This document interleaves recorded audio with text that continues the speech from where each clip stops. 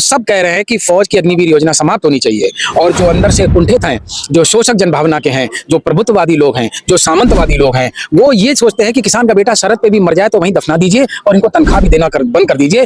वो लोग चाहते हैं कि अग्निवीर योजना आए और वही लोग लाए हैं। जब नेताजी रक्षा मंत्री बने तब जाकर के उन्होंने ये महसूस किया कि अब हमारे पास वो अधिकार है कि जो हम अपने गांव घरों में देखते हैं कि फौजियों की सिर्फ टोपी बेल्ट आती है, हम उनकी पार्थिव शरीर को घर भिजवाने की व्यवस्था करें। तो मेरा सवाल ये है कि दशकों तक आखिर सरकारें क्यों इस पे चुप रही? क्या फौजी का कोई मर्म नहीं? जो देश के लिए शहीद होता है उसका कोई सम्मान नहीं, उसके बाल बच्चे नहीं, उसकी धर्मपत्नी नहीं, उसके माता पिता नहीं, उनका कोई तकलीफ और दर्द नहीं?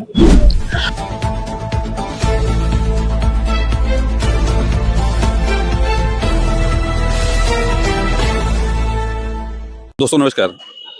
आप देख रहे हैं देश की सुरक्षा में सबसे बड़ी अग्रणी भूमिका देश के फौजियों की होती है। लेकिन आज देश की फौज को और देश के फौजियों को और शहीदों को पॉलिटिकल राजनीति में घसीटा जा रहा है।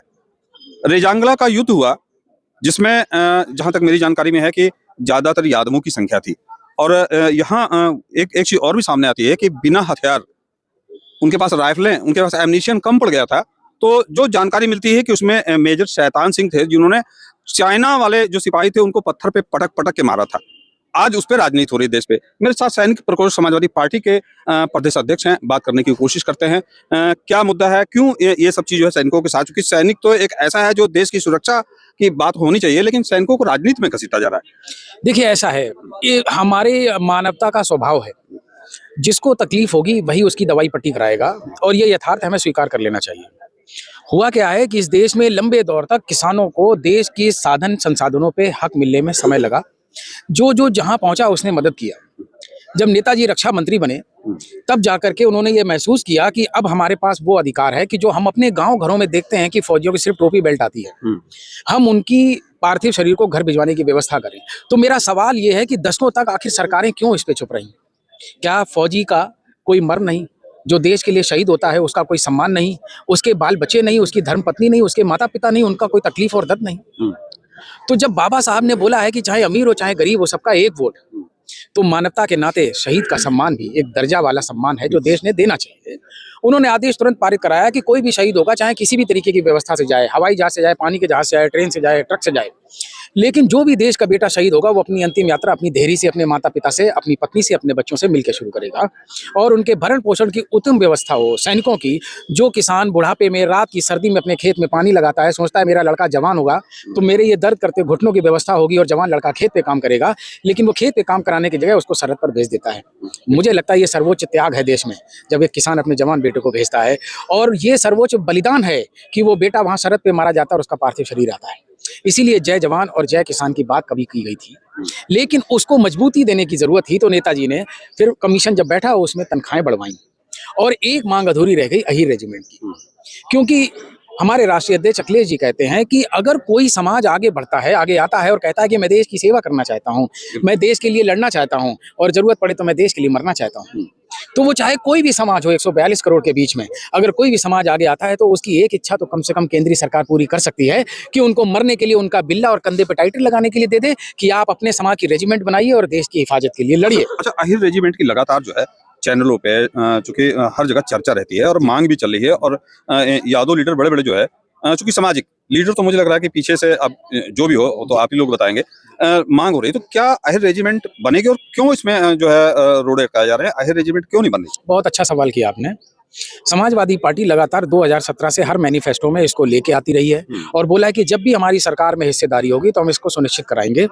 और समाजवादी पार्टी के राष्ट्रीय अध्यक्ष अखिलेश यादव जी ने आह्वान भी किया है कि कोई भी समाज अगर देश सेवा के लिए आगे बढ़ना चाहता है तो उसको भी रेजिमेंट की मांग करनी चाहिए। हम उसके साथ हैं और हम सरकार से अपील करेंगे कि हर समाज की जो मांगता है उसको रेजिमेंट मिलना चाहिए।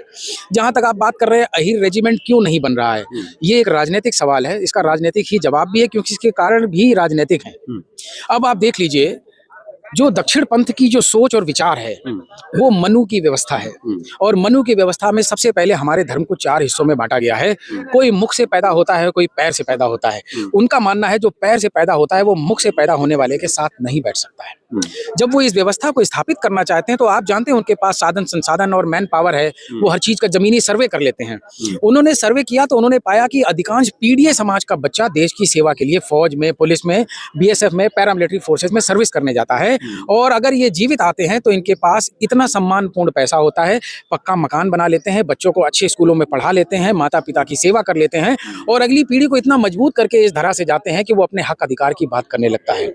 अगर ये चलन लगातार रहा तो पीड़ित समाज में बहुत से परिवार सक्षम हो जाएंगे, जिनका पेट भरा होगा, बच्चे पढ़े लिखे होंगे, तो वो ये सवाल करने लगेंगे कि जब देश में 100 का बंटवारा है तो 100 के बीच में बंटना चाहिए। ऐसा क्यों है कि 10% के पास 90% संसाधन है और 90% आबादी के पास सिर्फ 10% संसाधन है। तो उन्होंने ये रास्ता निकाला कि अगर ये गरीबी गुर्बत में रहेंगे तो ये रोटी की लड़ाई में फंसे रहेंगे, हक अधिकार की लड़ाई पीछे छूट जाएगी। अच्छा, एक अग्निवीर योजना थी, क्या ऐसा तो नहीं है कि गरीब गुरबे और किसान जो आपका निचला तबका का कह लीजिए, उनको रोकने के लिए अग्निवीर बनाई गई है? अग्निवीर का मतलब क्या है? अग्निवीर का मोटा मोटा राजनीतिक मकसद था और राजनीतिक मकसद यही है कि जो 90% किसान समाज अपने बच्चों को सेवा में भेजता है और कहीं ना कहीं उनकी सेवा की वजह से परिवार में जागृति आती है, मजबूती आती है, वो उनकी व्यवस्था के लिए घातक हो रहा है। लगातार समाज में हक अधिकार के प्रति जागृति आ रही है, लोग आंदोलित हो रहे हैं और देश के हर कोने, सुदूर कोने तक से ये आवाज आने लगी है कि जातिवार जनगणना कराइए और गिनती और संख्या के हिसाब से सबको हिस्सा दीजिए।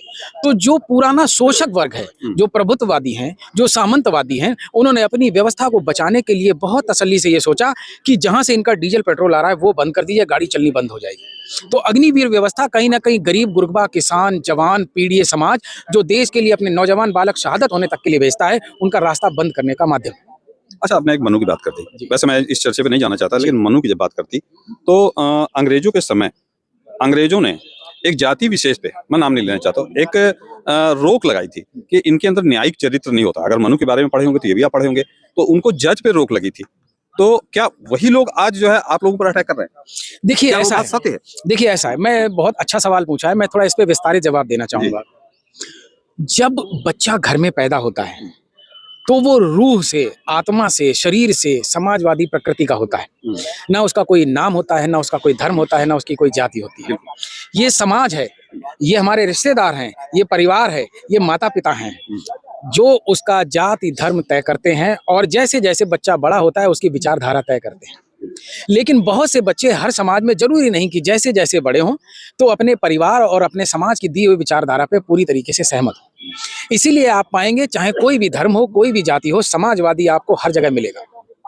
तो जब आप ये देखते हैं कि कोई शोषक है, कोई प्रभुत्ववादी है, कोई कोई अगर आपको दबाने को चलने वाला है, तो ये पैटर्न आपको लगभग हर समाज में मिलेगा, कहीं कम मिलेगा, कहीं ज्यादा मिलेगा। भले लोग आपको सब जगह मिलेंगे, किसी समाज में कम मिलेंगे, किसी में ज्यादा मिलेंगे, लेकिन जो ये मानते हैं कि सभी धर्मों का सम्मान होना चाहिए, सभी जातियों का सम्मान होना चाहिए, हर आदमी की कुशलता का सम्मान होना चाहिए, वो समाजवादी है। जो समाजवादी है वो सब कह रहे हैं कि फौज की अग्निवीर योजना समाप्त होनी चाहिए। और जो अंदर से कुंठित हैं, जो शोषक जनभावना के हैं, जो प्रभुत्ववादी लोग हैं, जो सामंतवादी लोग हैं, वो ये सोचते हैं कि किसान का बेटा सरहद पे भी मर जाए तो वहीं दफना दीजिए और इनको तनख्वाह भी देना बंद कर दीजिए। वो लोग चाहते हैं कि अग्निवीर योजना आए और वही लोग लाए हैं। अच्छा, देश चूंकि राजनीति को जो है जो देश की सुरक्षा में लेके जाना, जैसे फौज के साथ पॉलिटिकल मामला नहीं जुड़ना चाहिए। तो आप लोग तो यहाँ जितने भी हैं सब पूर्व सैनिक हैं, रिटायर्ड लोग हैं, तो क्या मानते हैं कि ये सरकार क्या चाह रही है, देश की सुरक्षा के लिए घातक नहीं है?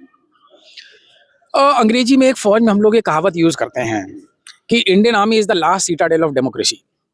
यानी कि जब देश में गृह युद्ध की स्थितियां भी हो जाएंगी और जब ये लगेगा कि कोई बचा नहीं है जो अब देश संभाल सके, तो सेना स्वतः संभाल लेगी।